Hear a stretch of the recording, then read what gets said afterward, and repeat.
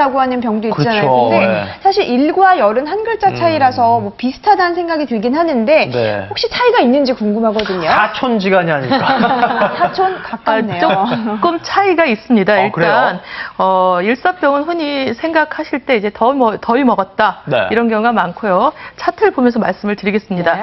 일사병의 원인부터 말씀드리면 일사병은 이제 우리가 수분 온몸이 이제 60% 정도 수분이 돼 있잖아요. 근데 그 수분을 너무 많이 배출해서 쉽게 얘기해서 탈수가 된 거예요. 네. 그러니까 폭염이나 아니면 자외선과 그 햇볕 같은 데서 그렇기 때문에 탈수돼서 나타나는 여러 가지 증상들이 나타날 수가 있습니다. 햇빛이 원인이군요. 네. 그러니까 더운 햇볕과 계속 물을 먹어야 되는데 그러지 아하. 않으실 경우 그래서 네. 두통과 무기력증, 현기증, 식욕 부진도 있을 수 있는데 네.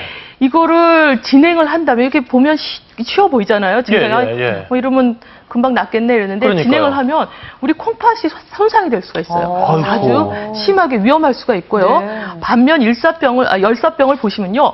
열사병은 아까 제가 말씀드린 게 이제 체온을 조절하는 중추가 있다고 말씀드렸는데 네. 우리가 땀이 나는 이유 중에 하나가 열을 발산해서 체온을 유지하는 것도 그 하나의 이유가 되는데요. 이 열사병은 그 발산을 못하는 거예요. 너무 습도가 높고, 그러니까 밀폐된 공간 같은 데서 네. 습도가 높기 때문에 발산을 못하니까 우리 중추의 그 온도가 올라가고 우리 심부 온도가 올라가서 좀 차이가 있네요. 네네. 그래서 이게 그 자율신경에 이상이 생기고 맥박이 빨라지고 뭐 경련이나 발작 또는 심하면 의식불명 이것도 사망에 이를 수 있는 아주 심각한 병일 수도 있습니다. 이야. 네, 그래요? 뭐 생명까지 이를 수 있다고 하니까 일사병도 그렇지만 열사병이 훨씬 더 무섭게 그러네요. 느껴지는데요. 지금 이 스튜디오에도 실제로의 열사병을 경험하신 분이 있어서 저희가 네. 잠시 모셨습니다. 말씀 좀 나눠볼게요. 안녕하세요. 네, 반갑습니다. 네. 네. 실제로 언제 그런 일을 겪으셨어요? 여름에 많이 더운 날 네. 야외 활동을 많이 하게 되잖아요. 네. 그러면은 밖에 오래 서 있다가 갑자기 머리가 아파진다든지 아니면은 네. 가슴이 막 떨리면서 맥박이 빨라져요. 그러면서 오. 순간적으로 정신을 잃을 때가 간혹 있었어요. 아, 그래요? 막 네. 어지럽고. 네. 원래 더위를 좀 못 참는 성격이 그런 체질이셨어요?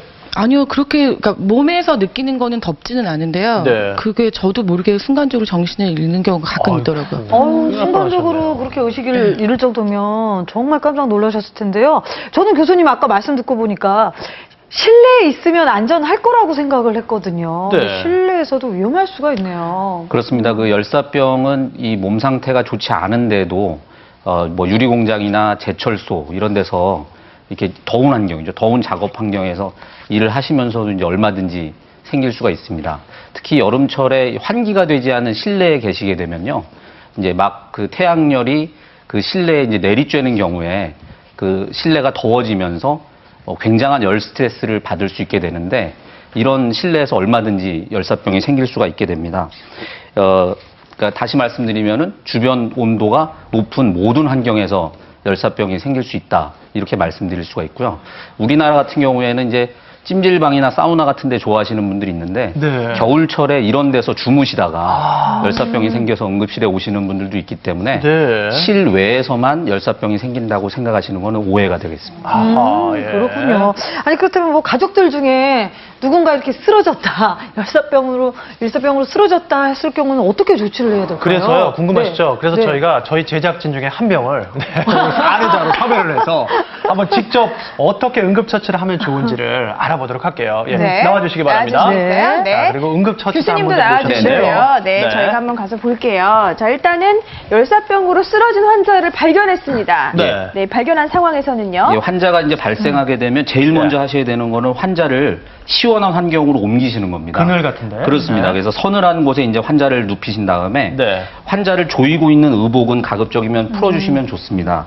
이 실제 상황이라면 아. 아예 탈의를 하셔서 네네. 피부가 드러나가지고 열을 많이 손실할 수 있도록 이렇게 몸이 좀 도와주시는 편안하게. 게 좋습니다. 네. 그러네요. 지금 이제 여기까지 탈의하는 것으로 하고요. 네. 그 다음에 이제 환자분의 체온을 떨어뜨리기 위해서 냉각을 시켜주셔야 됩니다. 네. 가장 좋은 거는 이제 얼음 주머니가 되겠죠. 아, 얼음 주머니. 얼음 주머니. 네네. 이 얼음 네. 주머니를 이제 피부에 대서 환자분의 체온을 낮추는데 네네. 가급적이면 큰 혈관들이 피부 가까이에 있는 곳에 네. 대주시는 게 좋습니다. 아, 네. 어디 부분이 이제 있어요? 대표적인 곳이 지금 보여드렸던 겨드랑이. 목이나 겨드랑이, 겨드랑이. 네. 그다음에 이제 사타구니 같은 데가 사타구니. 되겠습니다. 아, 네. 그러네요. 그 휴가 갈 때 왜 아이스팩 많이 가져가잖아요. 그거 활용하면 되겠네요. 괜찮아요. 아, 그러니까요. 그렇습니다. 그러니까 이 아이스박스에 얼음팩이. 들어있는 얼음팩